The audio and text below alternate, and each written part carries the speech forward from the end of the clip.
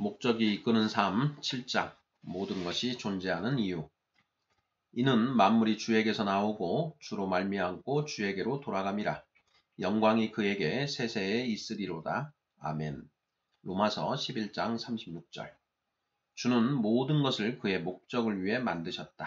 잠언 16장 4절. 모든 것은 그분을 위해서 존재한다. 우주의 궁극적인 목적은 하나님의 영광을 보여주기 위한 것이다. 우리를 포함한 모든 것이 존재하는 이유가 바로 그것이다. 하나님은 모든 것을 그의 영광을 위해서 만드셨기 때문에 하나님의 영광 없이는 아무것도 존재하지 않을 것이다. 하나님의 영광은 무엇인가? 그것은 바로 하나님, 그분 스스로이시다. 그분의 본질이며 그분이 얼마나 중요한지를 알리는 것이고 광채를 발하는 듯한 장엄함의 모습이며 그분의 능력을 표현하는 것이고 그분의 임재를 느끼게 하는 말이다. 하나님의 영광은 그분의 선하심의 표현이고 그분의 본질적이고 영원한 속성이다. 하나님의 영광은 어디에 있는가? 주위를 둘러보자. 하나님이 만드신 모든 것이 어떠한 모양으로든 그분의 영광을 나타낸다. 현미경으로만 볼 수 있는 가장 작은 생물체에서부터 거대한 은하수에 이르기까지 태양과 별, 바람과 계절 등 모든 피조물들은 창조자의 영광을 나타낸다. 우리 주변의 자연에서 우리는 능력의 하나님을 만날 수 있다. 또한 각양각색의 다양함을 즐기시고 아름다움을 사랑하시며 지혜로우시고 창조적인 하나님의 모습을 발견할 수 있다. 성경은 이렇게 말한다.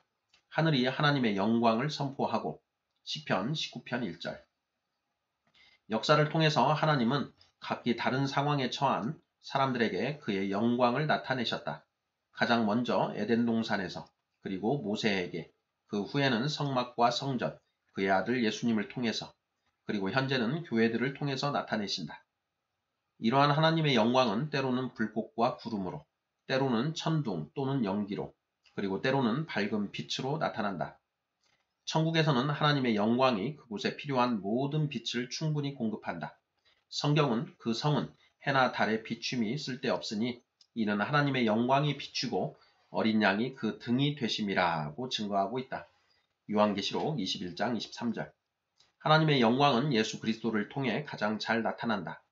세상에 비친 예수님은 하나님의 본성을 분명히 반영하고 있으며 그분으로 인하여 우리는 어둠 속에서 보는 것처럼 불명확하게 느끼던 하나님의 존재를 분명히 알게 되었다. 성경은 이렇게 말한다. 이는 하나님의 영광의 광채시요. 히브리서 1장 3절. 즉 예수님은 우리가 하나님의 영광을 제대로 이해하게 하기 위하여 이 땅에 오셨으며 이에 대해 성경은 말씀이 육신이 되어 우리 가운데 거하심에 우리가 그 영광을 보니 아버지의 독생자의 영광이요 은혜와 진리가 충만하더라 하고 말하고 있다. 요한복음 1장 14절. 하나님은 하나님이시기 때문에 하나님 안의 영광은 그분이 본래부터 소유하고 계신 것이다. 그것은 그분의 본성이시고 그 어느 누구도 태양이 더 밝게 빛나도록 할 수 없는 것처럼 하나님의 영광에 어떠한 것도 더할 수 없다. 그러나 우리는 그분의 영광을 깨닫고 존귀하게 여기며 선포하고 찬양하며 나타내고 또한 그분의 영광을 위해 살도록 명령받았다. 성경은 이렇게 말한다. 우리 주 하나님이여 영광과 존귀와 능력을 받으시는 것이 합당하오니 주께서 만물을 지으신지라. 만물이 주의 뜻대로 있었고 또 지으심을 받았나이다 하더라. 요한계시록 4장 11절. 우주 전체에서 하나님의 피조물 가운데 단 두 가지만이 하나님께 영광을 돌리지 못했는데 그것은 타락한 천사와 우리들이다. 모든 죄의 뿌리는 우리의 근본인 하나님께 영광을 돌리지 못하는 것에 있고 이는 하나님 이외에 다른 것을 더 사랑하는 것이다. 하나님께 영광 돌리는 것을 거부하는 것은 교만한 반역이고 사탄이 타락하고 우리가 타락하게 된 원인이다. 우리는 모두 하나님의 영광이 아닌 우리의 영광을 위해 여러 가지 다른 모습으로 살아왔기 때문에 성경은 모든 사람이 죄를 범하였음에 하나님의 영광에 이르지 못하더니라고 말하고 있다. 로마서 3장 23절. 우리 가운데 어느 누구도 삶을 통해 하나님께 합당한 분량의 영광을 돌리지 못했는데 이것이 우리가 저지를 수 있는 가장 큰 죄인 동시에 가장 큰 실수인 것이다. 그러나 반대로 하나님의 영광을 위해 사는 것은 우리의 삶을 통해서 이룰 수 있는 가장 중요한 일이다. 그러므로 하나님이 무릇 내 이름으로 일컫는 자, 곧 내가 내 영광을 위하여 창조한 자를 오게 하라. 그들을 내가 지었고 만들었느니라고 말씀하신 것을 따라 하나님께 영광을 돌리는 것이 우리 삶의 최고 목표가 되어야 한다. 이사야서 43장 7절. 어떻게 하나님께 영광을 돌릴 수 있을까? 예수님은 아버지께서 내게 하라고 주신 일을 내가 이루어 아버지를 이 세상에서 영화롭게 하였사오니 라고 고백하고 계시다. 요한복음 17장 4절. 예수님은 이 땅에서의 당신의 목적을 이루심으로 하나님께 영광을 돌리셨다. 우리도 같은 방법으로 하나님께 영광을 돌릴 수 있는데 피조물이 그 목적을 달성하면 그것은 하나님께 영광을 돌린 것이다. 새들은 날고 노래 부르고 집을 짓고 하나님이 뜻하신 새다운 활동을 통해 하나님께 영광을 돌린다. 심지어 개미도 그것이 만들어진 목적을 성취하면 하나님께 영광을 돌리는 것이다. 하나님은 개미는 개미가 되도록 그리고 우리는 우리가 되도록 만드셨다. 그래서 위대한 순교자인 성 이레니우스 교부는 하나님의 영광은 인간이 온전히 살아가는 그 자체다라고 말했다. 여러 가지로 하나님께 영광을 돌릴 수 있지만 그 모두를 우리의 삶에 대한 하나님의 5가지 목표로 요약할 수 있다. 이 책이 끝날 때까지 그것들을 구체적으로 살펴보겠지만 개요는 다음과 같다. 첫째, 우리는 예배를 통해 영광을 돌린다. 예배는 하나님에 대한 우리의 첫 번째 책임이다. 하나님 그분을 즐기는 것이 하나님께 예배드리는 것이다. C.S. 루이스는 그를 찬양하라고 우리에게 명하시면서 하나님은 우리에게 당신을 즐기라고 초대하신다 라고 말한다. 즉 하나님은 우리가 예배하는 동기가 의무감이 아닌 사랑, 감사 그리고 즐거움이길 바라신다. 존 파이퍼는 우리가 그 안에서 만족할 때 하나님의 영광이 가장 크게 나타난다 라고 말한다. 예배는 찬양하고 말씀을 듣고 하나님께 기도하는 것 이상이다. 예배는 하나님을 즐기고 사랑하며 우리가 그분의 목적에 맞게 사용되도록 그분에게 드려지는 삶의 모습이다. 우리의 삶이 하나님의 영광을 위해 사용될 때 우리가 하는 모든 일이 예배가 되는 것이다. 성경은 이렇게 말한다.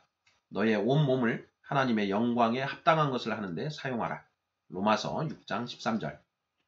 둘째, 우리는 다른 믿는 사람들을 사랑함으로써 영광을 돌린다. 거듭나는 순간 우리는 하나님의 가족이 된다. 그리스도를 따르는 것은 믿는 것뿐 아니라 그분에게 속하고 하나님의 가족을 사랑하는 것을 배우는 것이다. 요한은 우리가 형제를 사랑함으로 사망에서 옮겨 생명으로 들어간 줄을 알거니와 사랑치 아니하는 자는 사망에 거하느니라 고 말하고 있고 요한일서 3장 14절. 바울은 이러므로 그리스도께서 우리를 받아 하나님께 영광을 돌리심과 같이 너희도 서로 받으라고 서로에 대한 사랑을 말하고 있다. 로마서 15장 7절. 이 땅에서 우리가 해야 할 두 번째 중요한 책임은 하나님처럼 사랑하는 방법을 배우는 것이다. 왜냐하면 하나님은 사랑이시고 사랑이 그분을 영광스럽게 하기 때문이다. 예수님은 새 계명을 너희에게 주노니 서로 사랑하라. 내가 너희를 사랑한 것 같이 너희도 서로 사랑하라. 너희가 서로 사랑하면 이로써 모든 사람이 너희가 내 제자인 줄 알리라고 말씀하셨다. 요한복음 13장 34, 35절. 셋째, 우리는 그리스도를 닮아감으로써 영광을 돌린다. 우리가 하나님의 가족으로 새롭게 태어나는 순간부터 하나님은 우리가 영적으로 온전한 성숙함에 이를 때까지 자라나길 바라신다. 그것은 어떤 모습일까? 영적으로 성숙해진다는 것은 우리가 생각하고 느끼고 행동하는 모든 방법이 예수님과 같아지는 것이다. 우리가 그리스도와 비슷해질수록 우리는 하나님께 더 많은 영광을 돌릴 수 있다. 성경은 이렇게 말한다. 주의 영이 우리 안에서 역사할수록 우리는 점점 그와 같아지고 그의 영광을 더욱 드러내게 된다. 고린도 후서 3장 18절. 우리가 그리스도를 영접한 순간부터 하나님은 새로운 삶과 새로운 본성을 우리에게 부여하셨다. 그리고 이것을 기초로 해서 이 땅에서의 남은 삶 동안에 하나님은 우리의 성품을 계속 변화시켜 가기를 원하신다. 성경은 이렇게 말한다. 예수 그리스도로 말미암아 의의 열매가 가득하여 하나님의 영광과 찬송이 되게 하시기를 구하노라. 빌립보서 1장 11절. 우리의 은사로 다른 사람을 섬김으로써 영광을 돌린다. 넷째, 하나님은 우리에게 우리만 가지고 있는 독특한 재능, 은사, 기술, 그리고 능력을 주셨다. 우리가 갖춘 모습은 우연히 만들어진 것이 아니다. 그리고 하나님은 우리 자신만을 위한 이기적인 목적 때문에 그 능력들을 허락하신 것이 아니다. 다른 사람들을 도우라고 이 모든 것을 우리에게 주셨다. 물론 다른 사람들에게도 우리를 도울 수 있도록 그 능력들을 허락하셨다. 성경은 이렇게 말한다. 하나님은 아주 다양한 은사들을 너희들 각자에게 나누어 주셨다. 그것을 잘 관리하여 하나님의 너그러우심이 너희를 통해 흐르게 하라. 다른 사람을 돕도록 부름받았는가? 하나님이 주시는 온 힘과 에너지를 쏟아 행하라. 그러면 하나님은 영광을 받으실 것이다. 베드로전서 4장 10절 11절. 우리는 다른 사람들에게 하나님에 대해 말함으로써 영광을 돌린다. 다섯째, 하나님은 우리에 대한 당신의 목적이 비밀에 묻혀 있기를 원하지 않으신다. 우리가 진리를 안다면 그것을 다른 사람들과 나누기 원하신다. 예수님을 다른 사람들에게 소개해서 그들이 삶의 목적을 발견하도록 돕고 그 영원한 목적지에 갈 수 있도록 준비시키는 것은 아주 크나큰 특권이다. 성경은 이렇게 말한다. 하나님의 은혜로 더 많은 사람들을 그리스도에게로 데려오면 올수록 하나님은 더 많은 영광을 받으신다. 고린도 후서 4장 15절. 무엇을 위해 살 것인가? 하나님의 영광을 위해 남은 삶을 살려면 우리 삶의 우선순위, 많은 계획들, 인간 관계, 그리고 그 외의 모든 것이 바뀌어야 한다. 그것이 가끔은 쉬운 길 대신 어려운 길을 선택하는 것을 의미하기도 할 것이다. 예수님도 이 점 때문에 갈등하셨다. 십자가에 못 박히실 것을 아시고 이렇게 울부짖으셨다. 지금 내 마음이 민망하니 무슨 말을 하리요. 아버지여 나를 구원하여 이 때를 면하게 하여 주옵소서. 그러나 내가 이를 위하여 이 때에 왔나이다. 아버지여 아버지의 이름을 영광스럽게 하옵소서. 요한복음 12장 27, 28절. 예수님은 갈림길에 놓이셨다. 과연 하나님의 목적을 달성하고 하나님께 영광을 돌릴 것인가? 아니면 뒤로 물러서서 평안하게 자기 중심적인 삶을 살 것인가? 마찬가지로 우리도 같은 선택길에 놓여 있다. 스스로의 목표, 안위, 그리고 기쁨을 위해 살 것인가? 아니면 하나님이 허락하신 영원한 상급을 바라보며 하나님의 영광을 위해 남은 삶을 살 것인가? 성경은 이렇게 말한다. 자기 생명을 사랑하는 자는 잃어버릴 것이요. 이 세상에서 자기 생명을 미워하는 자는 영생하도록 보존하리라. 요한복음 12장 25절. 이제 남은 삶에 대한 생각을 정리할 때가 왔다. 누구를 위해서 살 것인가? 우리 자신을 위해서 살 것인가? 아니면 하나님을 위해서 살 것인가? 하나님을 위해 살 힘이 과연 우리에게 있는지 궁금할 수도 있다. 걱정하지 말라. 하나님은 우리가 일단 그렇게 하기로 선택하면 당신을 위한 삶을 사는 데 필요한 모든 것을 주실 것이다. 성경은 이렇게 말한다. 우리는 하나님을 기쁘시게 해드리는 삶에 어울리는 모든 것을 기적적으로 받았습니다. 그것은 우리를 하나님께로 초청해 주신 분을 우리가 직접 친밀하게 알았기 때문입니다. 베드로 후서 1장 3절. 바로 이 순간 하나님은 우리의 남은 삶 동안 그분이 우리를 만드신 목적을 이루어 하나님의 영광을 위해 살도록 우리를 부르고 계시다. 엄밀한 면에서 그것이야말로 삶을 사는 유일한 방법이다. 그 외의 모든 것은 단순히 존재하는 것뿐이다. 진정한 삶은 스스로를 예수님께 완전히 헌신할 때 시작된다. 이것이 확실하지 않을 때에는 그저 믿고 받아들이면 된다. 성경은 이렇게 약속한다. 영접하는 자, 곧 그 이름을 믿는 자들에게는 하나님의 자녀가 되는 권세를 주셨으니 요한복음 1장 12절. 하나님의 제안을 받아들일 것인가? 첫째, 믿으라. 하나님이 우리를 사랑하시고 당신의 목적을 위해 우리를 만드셨다는 것을 믿으라. 우리가 우연의 산물이 아님을 믿으라. 우리가 영원하도록 만들어졌다는 것을 믿으라. 하나님이 예수님의 제자로 우리를 선택하신 것을 믿으라. 예수님은 우리를 위해 십자가에 달려 죽으셨다. 우리가 과거에 무엇을 했든 하나님은 우리를 용서하고 싶어 하신다는 것을 믿으라. 둘째, 받아들이라. 예수님을 삶의 주인과 구원자로 받아들이라. 우리의 죄가 용서받았음을 받아들이라. 우리의 삶의 목적을 이루기 위해 필요한 힘을 부어주시는 성령님을 받아들이라. 성경은 이렇게 말한다. 아들을 받아들이고 신뢰하는 사람은 누구나 그 모든 것, 곧 온전하고 영원한 생명에 참여하게 된다. 요한복음 3장 36절. 어디에서 이 글을 읽고 있든지 나는 당신이 지금 고개를 숙이고 당신의 영생을 바꿔놓을 기도를 조용히 하기 원한다. 예수님, 나는 당신을 믿고 당신을 받아들입니다. 주저하지 말고 지금 하라. 당신이 그 기도를 진심으로 했다면 축하한다. 하나님의 가족이 된 당신을 환영한다. 당신은 이제 하나님이 당신의 삶에 대해 가지고 계신 목적을 발견하고 그 목적에 따라 살 준비가 되었다. 나는 당신에게 다른 사람과 이 이야기를 나누라고 권하고 싶다. 다른 사람에게서 도움을 받는 것이 중요하기 때문이다. 데이 7.